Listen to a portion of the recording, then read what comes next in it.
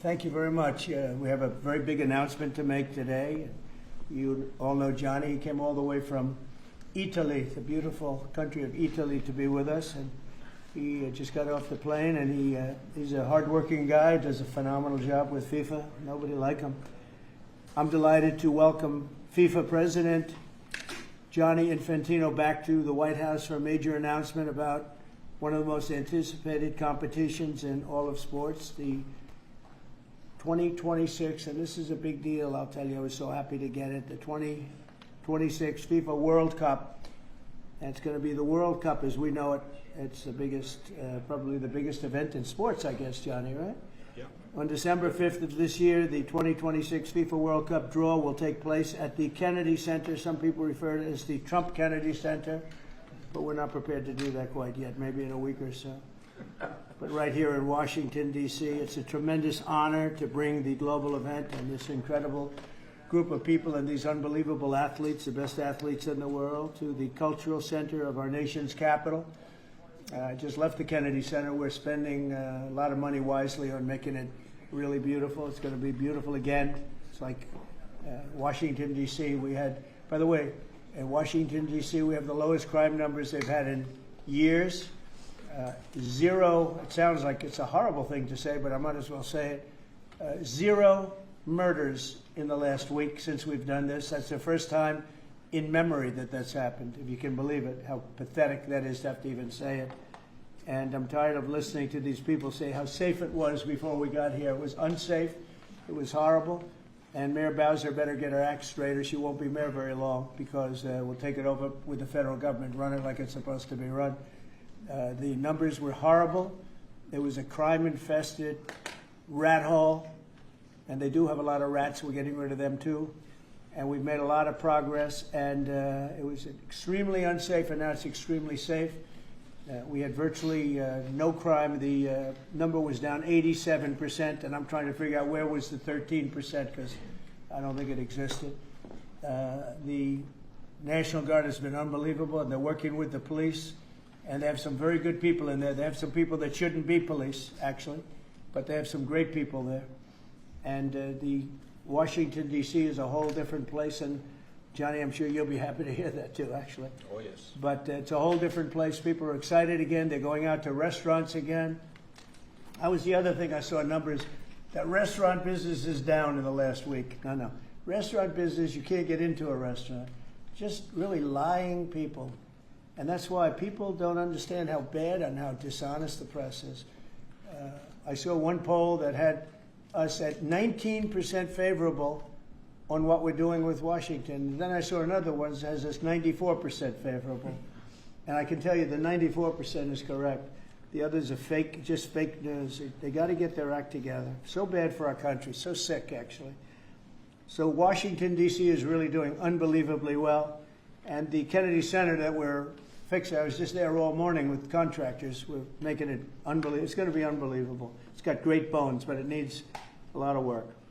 The World Cup draw will set up the group stage of competition. 48 teams will play in 104 games across 16 North American cities, from Seattle to Vancouver to Atlanta to Miami. It's going to be so exciting for our country. The 2026 FIFA World Cup will be one of the largest and most complex events. This will be one of the greatest events, one of the largest. In a way, it's like Johnny said it better. It's like having many Super Bowls in a short period of time.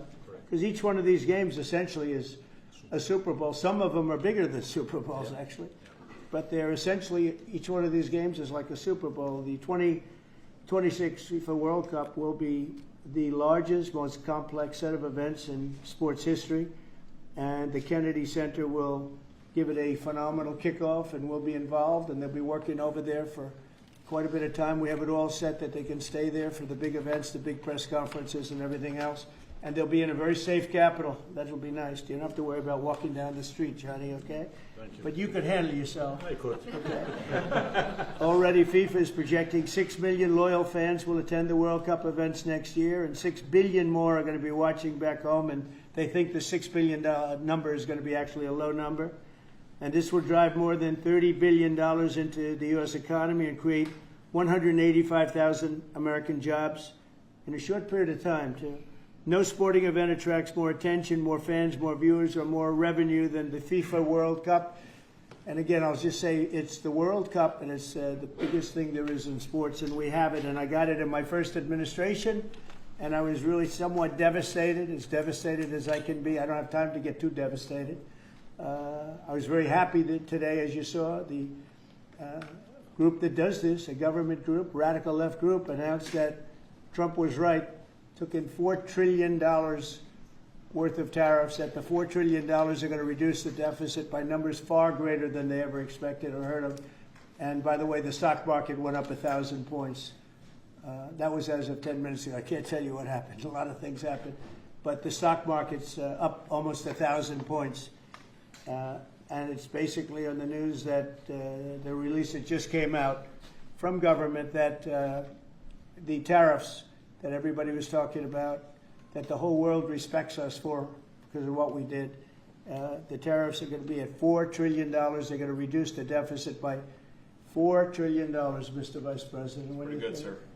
Too bad it's not 5, right? That's right. It's had a huge impact, and the stock market is way up. But this will drive more than $30 billion in U.S. economy and create 185,000 American jobs. No sporting event attracts more attention or more fans or anything else. And I just look forward to the draw. So we're going to have the draw, essentially, Johnny, at the Kennedy Center. Yep. And by that time, it'll be in even better shape. We're working on it. It's about a year project to make it. It'll be great. It'll be fantastic. You see the way this is looking? Look, nice. I can't tell you how much that gold costs. A lot of money.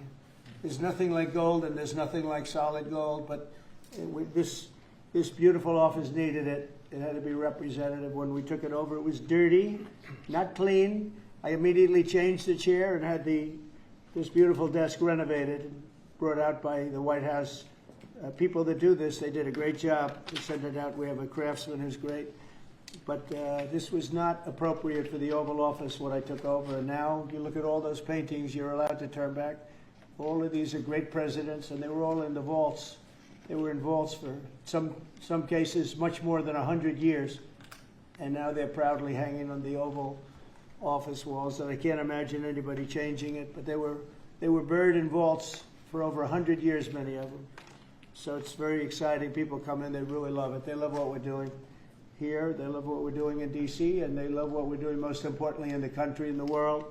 I'd like to ask Johnny to say a few words. He's the head of the whole thing. He's been there for a long time, probably the most respected man in sports. He's amazing, actually. Works very hard, and he's got the biggest event in the world coming right here to the United States. And a little, we did a little for Canada. We did a little for Mexico. We thought, see, I'm a good citizen. I said, let them have a little piece. So we gave a little to Canada. See how nice I am? And we gave a little bit to Mexico. And Johnny, please say a few words. Thank you, President. Great honor for me to be here with you today, President, Vice President, Excellencies. Fantastic to announce what you said, which is the final draw of the FIFA World Cup on the 5th of December here in the capital, in the Kennedy Center in Washington, D.C. at 12 noon sharp. It will be broadcast live all over the world. 1 billion viewers will watch it, and it will determine, of course, the match schedule, which 48 participating teams will play. You said it, 104 matches in 1 month, 104 Super Bowls. This is not just the biggest, the greatest event, not just a sports event, it's a social event as well, with a lot of emotion. We are uniting the world, Mr. President, uniting the world here in America, and we are very proud of that. And those teams, those national teams who will come here to participate in this draw with their coaches, with their presidents, they will all be proud to be part of writing this history. And that's why we brought as well this, which is the winner's trophy. It is the trophy that the winner of the FIFA World Cup wins. Only the FIFA president, presidents of countries, and then those who win can touch it, because it's for winners only. And since you are a winner, of course, you can as well touch it. It's pretty heavy. Yeah. It's the winner trophy. The last one who lifted that is Lionel Messi of Argentina. And here it is in the Oval Office in the White House. Can I keep it? For you. Well, you can keep We're not it until giving the it World back. Cup. We're not giving it back. That's serious. Oh, that, It fits well. that here. goes very well on the wall right over there. We'll put it right below the angels. It fits well here. That's I think. beautiful. Yeah, You can that's, keep it until we have to give it to the next winner. That's fine. That's a beautiful piece of gold, I will say. Absolutely.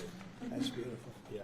So 6 billion viewers for the World Cup, 6 million coming to the matches, 30 billion economic impact, 185,000 jobs. This will be absolutely fantastic. The biggest event ever, and everything will start here in Washington D.C. at the Kennedy Center, or the Trump Kennedy Center. We'll see that how it will be called on the 5th of September at noon sharp. 5th of December, noon sharp. Then, if I may, Will they Mr. be President, doing most of the draws, all of the draws at the Kennedy? How are you going to do that? Yes, we'll do that at the Kennedy Center. We'll do all the other meetings around it with the coaches, with the broadcasters, with That's the great. sponsors, everything at the Kennedy Center. The whole You'll be very World happy. Cup starts, and everyone will be happy Yeah. because everyone has qualified for the World Cup, and they didn't yet play a game, so they didn't lose yet a game. So they all think they can become world champion, right? They'll all be happy. Exactly. Now, By the way, an example, supposing we had a week ago when everybody was being killed and mugged and everything else, despite the phony numbers that were given out, that it was getting better. Brian, do you believe it was getting better or getting worse? Oh, the crime was getting worse. I mean, I was robbed. It was getting They way went worse. after you.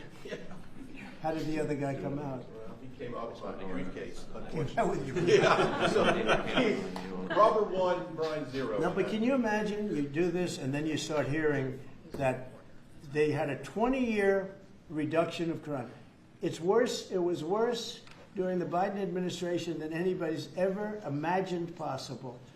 And I guarantee you he wouldn't be here if those numbers continued. But now we have total safety. We have total security. And for the border, in 3 months, 0 people. These are done by liberal people that do these charts. 0 people came through our border in the last 90 days. Can you believe it? 0. Last year we had millions of people coming in. And they came in from the wrong locations. They came in from, they came in, a lot of people that shouldn't be here. So now when we have this event in December, it's going to be very safe. Johnny, you can walk Yes. down the street with your beautiful wife. yeah, You can take her to dinner if you can get a reservation, which I doubt. but they're all full the restaurants. I know. They're all full.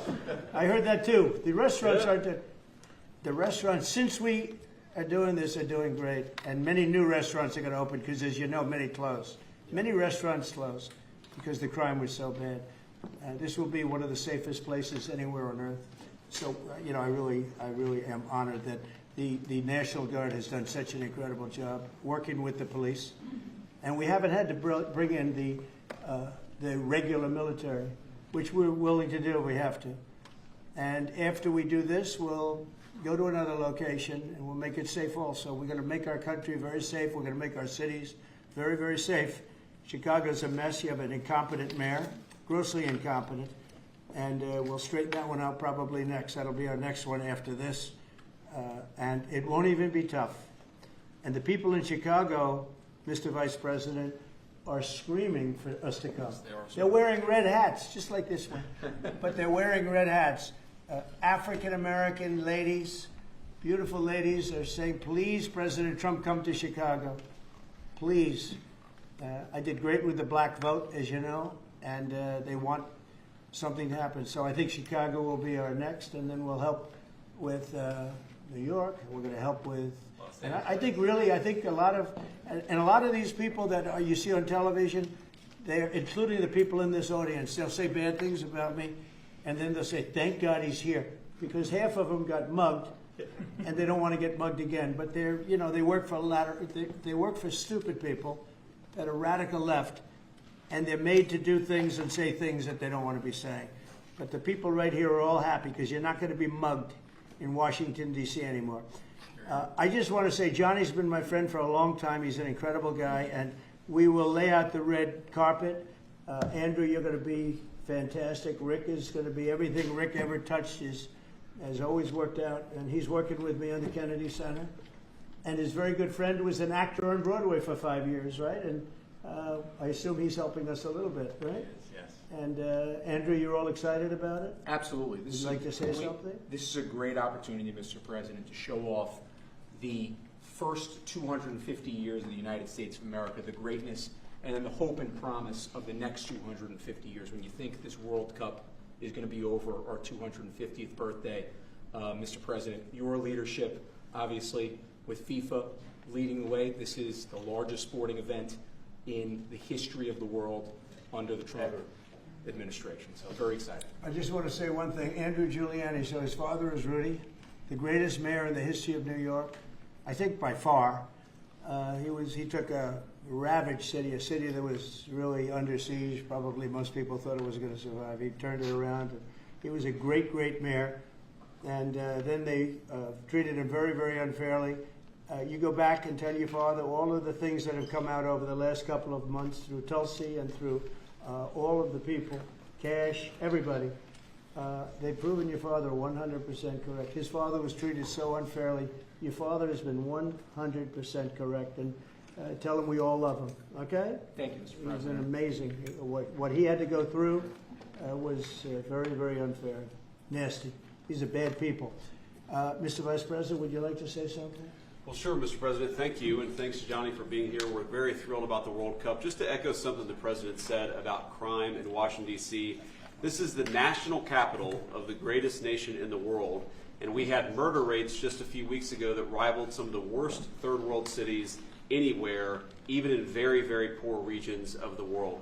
Why did we accept that? Why did we allow it to happen? We allowed it to happen because we had broken leadership in Washington, D.C., and unfortunately sitting behind the Resolute desk. What we have shown in just under 2 weeks of taking law enforcement seriously is that the American people can have their streets back if their leadership is willing to put in the time and the resources. Mr. President, you've shown in Washington, D.C. that we can have safe streets again. We've just got to have the political willpower to focus on the bad guys and to give the American people back their communities. We are focused on doing that thanks to the President's leadership. Thank you. And that's a really very small percentage. It's 2%, 3%, but that 2% and 3% wreaks just havoc throughout a community. People are petrified, and I notice a couple of the women in the back are shaking their head, yes, yes, yes. I won't report who you are because you'll end up losing your jobs, but it's true. It's amazing, and the police, and you look at the D.C. National Guard. I saw pictures of them last night getting off vans and all, and I saw some bad ones running, but they're not running so much anymore. They're not there. They're just not even. They're not even trying. You're totally safe. Now, there'll be something happening sometime. I don't know. Maybe it won't be for a long time. But this was every night would get reports of people being mugged and killed. There's one woman on television last night. She had a badly busted up nose. And she said, well, I like our streets the way they used to be. And she thinks it's going to happen like by doing nothing. And they say, what happened to your nose? She got slugged by a guy walking down the street. Slugged. Her nose will never be the same, I guarantee you, unless it takes a pretty good turn. She wasn't really for us. But she sort of said, well, maybe something has to happen. Before this happened to me, she got whacked. And I don't think she'll ever be the same. She was a half a Trump fan, a woman that would have never been a Trump fan, but she was hit hard. It's not going to happen anymore. Not going to happen anymore. But then we're going to beautify the city, too. That's where I was today at Kennedy Center. And we're going to beautify the city like it has it. And we're working with Clark Construction, the biggest construction company in Chicago, and in Washington. And the head of Clark is great. He's all over the world, actually. But Washington, I would say, is their home. That's where they do the best work, the biggest work. And they've been doing a fantastic job. So you're going to have a fantastic, clean, beautiful place. It's going to be better than it ever was before, literally better than it ever was before. We'll get it done very quickly. And I want to thank Clark because they're doing a lot of work in a lot of different locations, but they've been fantastic for getting us the right contractors and the people that can really do the job right. And Johnny, did you want to say something? Yes, one more thing, because as you rightly say, with security and beautifying cities and the whole country, we want people to come and enjoy and have fun, and that's why this is not just the most iconic trophy in the world of sport. But we start on the 10th of September the sale of tickets for the FIFA World Cup. And we have the first ticket here for the final. Good. Wow. For you. Oh, good. Wow. It's, of course, row 1, seat 1. It's ticket number 4547. And it's for the final in New York, New Jersey. That's great. Very good, And John. so you have your ticket already for the final. All the others, 10th of September, start getting your tickets. That's beautiful. Yeah. 6.5, 7 million tickets. Fans will enjoy You the do records. security here. Will be fantastic. You're going to do record business, I think. 100%. Christy, would you like to say something? Yeah, Mr. President, millions of people will come to this country, and we'll make sure they get their travel documents, their visas, that they want to come here and spend their money and enjoy this sporting event. It'll be the largest event in the world. And sir, you're reminding me of something that my dad used to say all the time when I was growing up. He would say, Christy, you kids need to look like you respect yourself before anybody's going to respect you. And in this country, when people look at our streets, when they look at our capital, you're bringing respect back to this city. And people will respect our country more because it's safe, it's clean, it's beautiful. And what you're doing is transforming this nation by making sure that our laws are upheld. And millions of people are going to come and be able to enjoy it next year, and I'm excited about that. Thank you for doing that. Well, our country is respected again. And a year ago, we had a dead country. I'm telling you, it was a dead country. It was a country that had lost its way. It was a country that was going to fail. Look, even today, where they say $4 trillion in reductions of deficits, and this was totally unexpected. They didn't expect. I mean, I don't know where they've been, the people that do this stuff, but it's terrible. I want to thank Christy for another reason. I said to her 2 weeks ago, I said, Christy, do me a favor. I built hundreds of miles of wall. I built the same wall that the Border Patrol asked me to build. It wasn't my first choice. I wanted to do concrete plank and everything nice. You wouldn't have been able to see through it. So I had Border Patrol in, and they tested everything else. And we gave them steel wall, high-grade steel, very hard to cut. Then we gave inside that is 9,000-pound concrete, which is a very tough concrete. Inside that is rebar, a big, fat piece of rebar. So you have all different materials that are very hard to cut, and you need different instruments to cut each one. And I said, Kristen, we got to get a coat of paint on it. And I didn't know she was listening. But I said, we got to get a coat of paint, and it should be black, because black makes the steel very hot. It's untouchable. You could fry an egg on it. And if you got a good black, flat paint, it would look beautiful. It will preserve it from rust. And that was it. And I gave it to her along with 30 other things, and she's done such a good job on the border with Tom Holman and the group. Tom Holman's a fantastic guy, what the job he does, and the way they work together. So I turned on last night and I see Christie's painting the wall. And it looked beautiful, by the way, when that paint went over there. And it's hot. It's hot. Yes, it is. It's hot. If it's white, it's not hot. If it's black, it's going to be very hard to climb that sucker. It's not going to be easy. But it's black and a high quality black. You know, it really looked good. Yeah, we got Is the that going paint to be you a told us two-coat to. job or a one No, coat? just one coat. One coat. We Good. used the paint you told me to buy. Yep. The Yep. two-coat will take place in 3 years from now, right? We'll do the second coat. But it looks beautiful. But thank you very much. I didn't know you were listening to that, Absolutely. because we I'm talked always- about 7 different subjects, and all of a sudden I see her out there painting with a lot of painters and everything else. But it was a beautiful thing to say. Would you like to say something? You've been such a big part of this. Please. Well, just, Mr. President, we're delighted to be here today for this announcement, but we're also looking forward to having you at the final Oh, yes. on July Oh, yes. 19th No, we'll be in New there. York, New Jersey. We're going to be there. A lot of people are going to be there. A lot of people.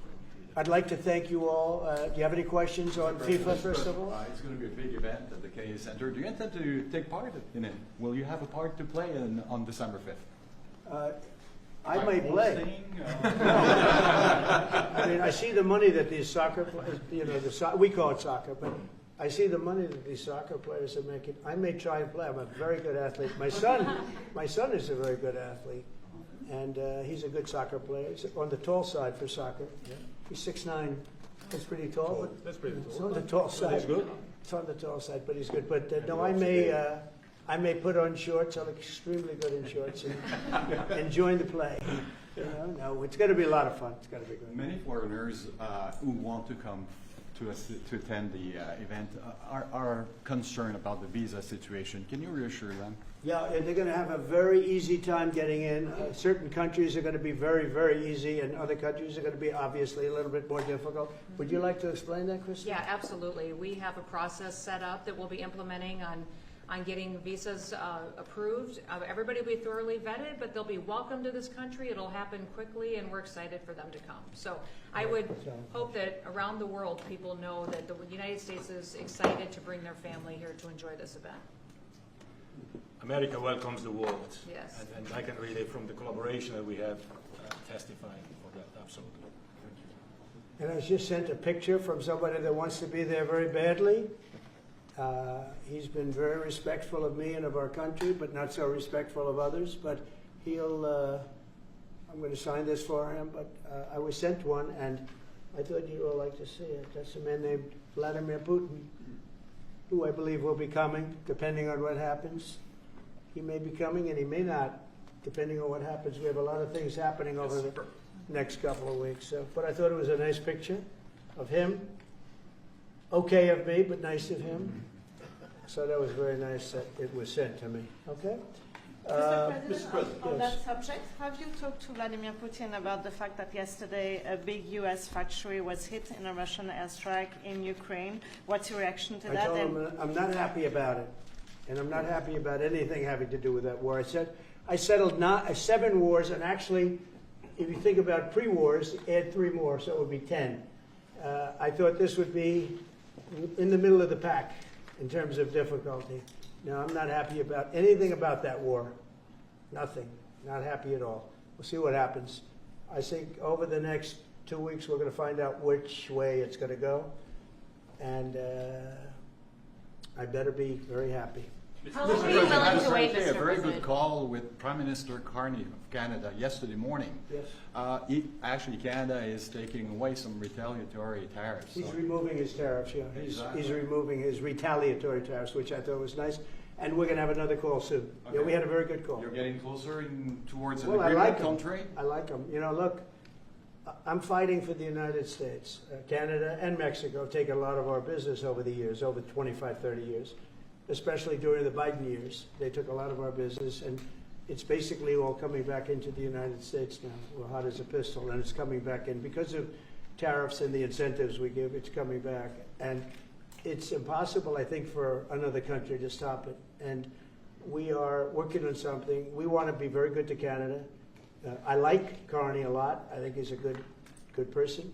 And we had a very good talk yesterday. So I think it'll be good. Mr. President, I have a question about the search of Ambassador Bolton's home. The Vice President recently just did an interview saying that it's about classified documents, but that there's also broad concern about him. What are the concerns Well, that I you haven't have? spoken to Pam and the group yet, but I will be. I saw that just like everybody else. I try and stay out of that stuff. I'm allowed to be, and I'm chief law enforcement officer, believe it or not. You know, I don't like to go around saying that, but I am. That's the position. But I purposely don't want to really get involved in it. I'm not a fan of John Bolton. I thought he was a sleazebag, actually. And he suffers major Trump derangement syndrome, but so do a lot of people, and they're not being affected by anything we do. I don't know anything about it. I just saw that. I'll find out about it. But if you believe the news, which I do, I guess his house was raided today. But my house was raided also, Paul Mar-a-Lago. They went through everything they could, including my young son's room and my wife's area. They went through her drawers, as the expression goes. They went through everything you can imagine. And when she came back, she said, she's very neat, you know, she's meticulous. And she looked and she said, whoa, this wasn't the way that she had it. So, you know, so I know the feeling. It's not a good feeling. Thank you. Mr. President, on Ukraine, how long will you give Putin A couple of and weeks, we're going to figure it out. We'll find it. Do you think you'll have to intervene at some point? Look, it takes 2 to tango. You understand that. I wanted to have a meeting with those 2. I could have been at the meeting, but a lot of people think that nothing's going to come out of that meeting. You have to be there. Maybe that's true. Maybe it's not. But we're going to see. In the meantime, people continue to die. But I've solved 7 of them where they were in wars for 31, 35, and 37 years. We had 3 of them that were for more than 30 years, Johnny, and I got them solved. And we solved one that could have been a nuclear war with India and Pakistan. That was getting ready to be a nuclear war. I solved them all. And this one, I thought we would have had it done by now, but it's more difficult. There's a lot of anger, a lot of hatred. There's a tremendous amount of hatred there. So, but we'll see what happens. I think in 2 weeks we'll know which way I'm going. Because I'm going to go one way or the other. And they'll learn which way I'm going. Mr. President. If I got 2 questions for you, one on FIFA, the other one on DC. Can you talk about the economic impact that FIFA will have in these cities, and what's your message to the mayors to get their cities prepared, not only the beautification process, but also the safety aspect? Well, Los Angeles is an example. You know, it's poorly run. We have a mayor there that can't even get permits to the people that lost their houses. Lee Zeldin got every permit. The hardest permit is the federal permit. Within 20 days, every single permit was there for the people to build their houses. But people are writing us and they're saying they won't give us. The mayor is incompetent. The governor is incompetent. You know, Gavin. I know Gavin very well. He's an incompetent guy with a good line of bullshit, and he doesn't get the job done. And frankly, those people want to build their houses. It's terrible. They could have been built. Some of them could have been built already. But think of it, the federal government that has the most complex part, it's the most complex environmental thing to do. We got it, everybody had it within 30 days. And they're not even close to getting their permits. And now they're talking about taking some of those sites and building low-income housing on them. These are high-end neighborhoods. And I'm all for low-income housing. I built a lot of low-income housing. I know all about 236. I know every program that there is in the government. I used every one of them. I know more about low-income housing than probably almost anybody. And it's great. It's fine. It's wonderful. But you don't build it in Pacific Palisades. You don't build it there. And you don't build it in the other areas that burn down. So they're talking about putting up low-income housing. And you talk about riots. They're going to have riots if that happens because you're taking the people's property away. They want to build their houses, and they're unable to get permits from the mayor and from the governor. And that's a terrible thing. But, and let me tell you, if I didn't send in the troops in Los Angeles, Johnny wouldn't be in Los Angeles. You wouldn't be having your World Cup there. I sent in the troops, and we kept it. And even the police commissioner, the sheriff and the police commissioner, they all said the same thing. They said, we could have never handled what was happening. You saw that, you were there. He said, we could have never handled what was happening. And then you hear Gavin Newsom, after it's all quelled, you hear Newsom get up and said, we could have done this by ourselves. No, they couldn't have. And if they could have, I wouldn't have taken the chance either. Okay, my second question is on crime prevention. Would you be open to expanding the national concealed carry to apply to D.C. like it does in other states like Texas? Yeah. Well, they have it in some states, and they feel strongly about it. As you know, I'm in favor of it. People have to protect themselves. I'm a Second Amendment person, very simply. People have to be able to protect themselves. Especially like in Washington, you walk down the street, a guy comes up and slugs you. He's got a pistol in his hand. You can be tough, you can be in great shape, you can be a powerful person, or you can be a guy that weighs 100 pounds with a gun in your hand. Right. And I'll bet on the guy with a gun 100% of the time, right? And so you need protection. So I'm a Second Amendment person all the way. Yeah, please. President Trump, you said this morning that you were working with Congress to get $2 billion to help clean up DC. Have you had any conversations with Mike Johnson and John Thune about where they're going to get that money from? Which money? You said this morning that you're going to get $2 billion from Congress to help clean up Yeah, DC. I've spoken to Mike Johnson. I've spoken to John Thune, the Senate, the House, and I think it's going to be very easy to get. It's going to be not a lot of money. I wouldn't even know where to spend the number that you mentioned, but it's going to be money to beautify the city. Yeah, they're ready. Everybody wants to save D.C. In one way, it's the easiest. The violence was more than any other city in the country, actually, by far. It may have been more than any other city in the world, if you could think. We looked at some of the worst cities in the world, it was worse. And that's why it angers me to see the mayor saying about how they have it on the slide. Not on the slide, it was worse than ever. We have no problem getting that money. That money will come out of Congress. I think it'll be even bipartisan. And is the plan to I mean, I would imagine Democrats would vote for that one. Is the plan to get it before the September 30 spending deadline on the Hill? Well, I don't know if there is a deadline, because if I declare a national emergency, which this was, that ends the deadline. So, I mean, I keep seeing about a 30-day deadline, of which we have 22 days left or something. But if I think we're in great shape here, that's one thing. But if I don't, I'm going to just say it's a national emergency. And if I have a national emergency, I can keep the troops here as long as I want. If people are not going to want to have the troops, and 30 days, you know, it's one thing to get them out. It's another thing to keep them out for a long period of time. You've got to train people. You can't do this. You can't bop people over the head. And a lot of those people are in courts right now, going to court. They're going to go to jail for a long time. So that's going to take more than 30 days. But if I have to, I'll declare a national emergency, which I don't think I have to do. Yeah. Mr. President, Ukraine and Russia, you said in 2 weeks you'll know whether you go. Yeah, I think I'll know. I think I'll know the attitude of Russia and, frankly, of Ukraine. It takes two. What are the 2 ways you can go at the end of 2 weeks then? Well, then I'm going to make a decision as to what we do. And it's going to be a very important decision. And that's whether or not it's massive sanctions or massive tariffs or both. Or do we do nothing and say it's your fight? Look, I would have never been in this war if I were president. You wouldn't have had this war. It was never going to happen. This was caused by stupid people that fought. And you know, people say, well, how do we know? Because for 4 years, it was never even a subject. And Vladimir knew, and you see his picture right here. It was nice that he sent, but Vladimir knew very strongly we wouldn't have stood for him. It wouldn't have happened. 100% wouldn't have happened. But it did happen.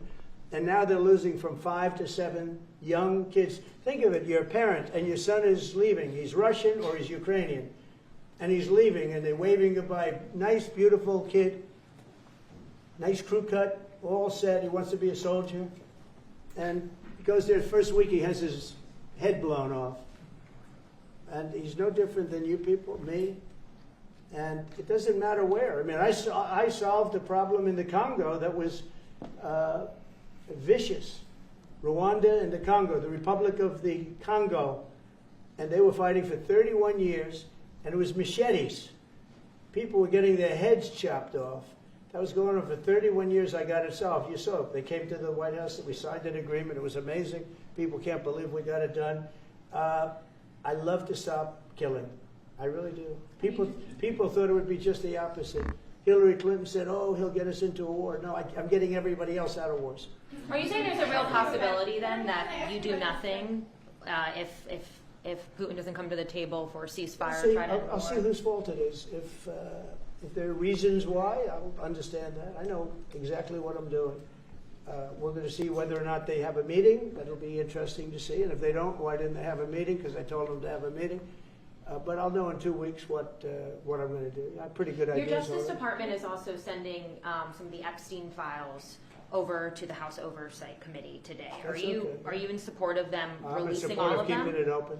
If they innocent people shouldn't be hurt, but I'm in support of keeping it totally open. I couldn't care less. You got a lot of people that it could be mentioned in those files that don't deserve to be. You know, people, because he knew everybody in Palm Beach. I don't know anything about that, but I have said to Pam and everybody else, give them everything you can give them, because it's a Democrat hoax. It's just a hoax. The whole Epstein thing is a Democrat hoax. So we had the greatest 6 months, 7 months in the history of the presidency, and the Democrats don't know what to do, so they keep bringing up that stuff. But it affected them. Bill Clinton was on his plane and went to the island supposedly 28 times. I don't want to bring that up, frankly. You have Larry, whatever his name is, Summers, the head of Harvard, who was Jeffrey Epstein's best friend. Nobody ever talks about that. I mean, but I don't want to hurt Larry Summers, but he was best friends with Jeffrey Epstein. No, this is a Democratic hoax to try and get the significance of what we've done over the past 7 months. Nobody's ever seen anything like it. They say it's #1 in history. What we've done, including stopping 7 wars. I mean, just include that. And now you look at the stock market today. It's way up to start off with from where I took it. And this market was going to crash. If Joe Biden or Kamala were president, this market we would have had a crash like in 1929. You're not going to have that. It's only a question of how high is it going to go. You know, I had the strongest economy in the history of our country. And despite COVID, we had the strongest economy in the history of our country. And we're going to blow it away this time. I was always good at making a lot of money.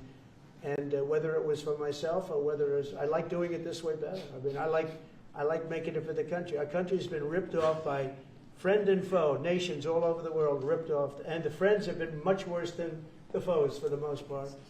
And they're not ripping us off. We just signed a deal with the European Union. They're paying us essentially $950 billion, like a signing fee. They're going to buy $750 billion worth of energy. They weren't buying much of our energy there. And they're very smart in doing it. And as you know, Ursula was here a couple of days ago having to do with the people, the leaders that we had a great, people said they've never seen anything like it, where we had the leaders of Europe right here in the Oval Office. And she's so happy that she has an agreement. But people aren't ripping us anymore. We're run by, this country is run by smart people now. Mr. President, in Israel... Two questions. One is that Intel. There have been reports that you're considering taking a stake in Intel. Can you tell us About the 10%? About the 10%. Yeah, I met a man. He was a very nice man, and I called for his removal because I saw something by a man named Tom Cotton, a senator from Arkansas. He's a great guy, friend of mine, supporter of mine, big supporter. I'm a supporter of his too. And he wrote a pretty nasty story about the head of Intel. And I said, well, if that's right, he should resign. And he came in, he saw me, we talked for a while. I liked him a lot. I thought he was very good. I thought he was somewhat a victim, but you know, nobody's a total victim, I guess. And I said, you know what? I think the United States should be given 10% of Intel. And he said, I would consider that. I said, well, I'd like you to do that because Intel has been left behind, as you know, compared to Jensen and some of our friends, NVIDIA, some of the people, and the people in, because Intel should have never been. Intel was the biggest, most powerful chip company in the world. And then they started leaving. And they started going to foreign countries, in particular Taiwan. And if we had a president that would have said, okay, you can go to Taiwan, but we're going to put a 100% tariff or a 200 or 300 or a 500% tariff, anybody that sells into the United States has to pay. They wouldn't have left. They would have never left, and we wouldn't have. So in the meantime, we had people that were, in some cases, good politicians that weren't good on trade. I loved that man, but he was not good on trade. I totally disagreed. He allowed the car industry to be taken out of this country. We lost 50% of our car industry. But that's all coming back. It's all coming back. But if somebody would have said that with Intel, would be a giant right now. Now with that, they've had some bad management over the years, and they got lost. And I said, I think you should pay us 10% of your company. And they said, yes. That's about $10 billion. I don't get it. This comes to the United States of America. And I said, I think it would be good having the United States as your partner. He agreed. And they've agreed to do it. And I think it's a great deal for them. And I think it's a great deal. He walked in wanting to keep his job, and he ended up giving us $10 billion for the United States. So we picked up $10 billion. And we do a lot of deals like that. I'll do more of them. If somebody has, like we have restrictive covenants with Jensen. We have, it's NVIDIA. And to unrestrict the covenant, nothing to do with losing our powers or military or anything, because that I wouldn't do. But there are things you can do that don't affect us, that actually help us. And if we're going to give somebody a free out, a restricted covenant, we have a strong restrictive covenant on certain industries. And I will absolutely give somebody a opening on a to do a lot of business, which is good for us, as long as it doesn't hurt us in a security or military way. And if I do that, I think the country should be paid, because anybody else, I have it in real estate where I'll have a deal with somebody and I'll have them restrictive covenant. Then they'll come back and they'll say, I'd love to be able to build over here, but I'm not allowed to because you have me covered, you have me restricted. I say, I'll let you build over there, but pay me a lot of money. No different. But the country never did it because the country was run by foolish people. Mr. President, on DC crime, you said Chicago might be next. Chicago might be next. Are you making, have there been concrete steps that the administration is taking No, to do that? I Or what are haven't other cities as well? I haven't spoken to the mayor. He's grossly incompetent. I haven't spoken to the mayor. No, when we're ready, we'll go in and we'll straighten out Chicago, just like we did D.C. Chicago is very dangerous, great place. I built great stuff there. I have the most beautiful building in Chicago, I think. but I hate to see what's happened to Chicago. Chicago was our greatest city, actually. Bob Tisch, a great friend of mine, passed away. He used to own the Giants and very successful Lowe's. He said Chicago, I think they had their main office in Chicago. He said Chicago and San Francisco, the two greatest cities in the world. Now you look at what the Democrats have done to San Francisco. They've destroyed it. I own a big chunk of the Bank of America building in San Francisco. And, you know, it's just different. We can clean that up too. We'll clean that one up too. Now, if everything works out, and we've already had calls from other cities, quiet calls from Democrats. We'd love you to come here because they've lost control of their cities. I'm not going to say because I don't want them to lose their elections. But we've had calls from Democrats and calls from people generally. We'd love you to come here because we'll straighten out the problem. Mr. President, in Israel, the families of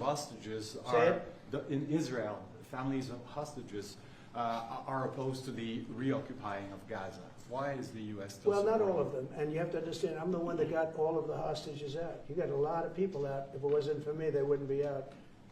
I worked with Bibi and I worked with Steve Witkoff.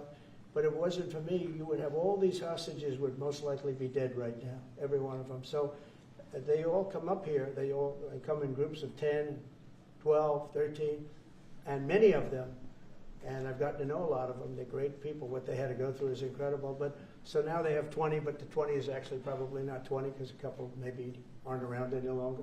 It's a terrible thing.